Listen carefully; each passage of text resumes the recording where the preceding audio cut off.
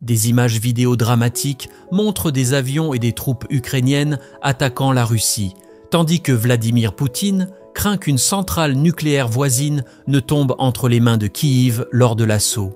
Des Humvee, des véhicules blindés de transport de troupes et des centaines de soldats ont été vus franchissant la frontière dans la région de Koursk en Russie, un jour plus tôt. Selon des blogueurs russes, les troupes ukrainiennes avaient atteint jusqu'à 15 km à l'intérieur de la Russie. L'armée russe a déclaré que l'Ukraine avait envoyé 300 soldats, 11 chars et 20 véhicules blindés de combat à travers la frontière mardi matin. Il s'agit de la même région que les soldats russes, combattant pour l'Ukraine, avaient attaqué à 2 reprises en mars. Les combats se sont concentrés sur de petits villages à travers la frontière, la Russie affirmant avoir évacué des milliers de civils.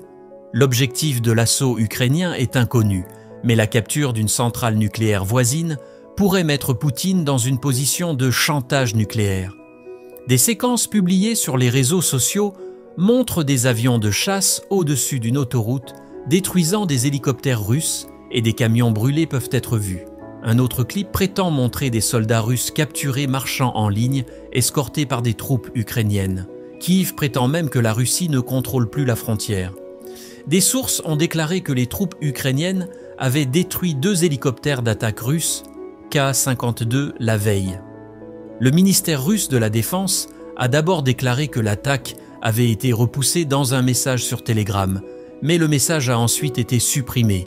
Mercredi, il y a eu de nombreux avertissements que l'Ukraine pourrait viser à prendre le contrôle de la centrale nucléaire de Koursk, qui pourrait ensuite être échangée contre la centrale de Zaporijia, contrôlée par Moscou.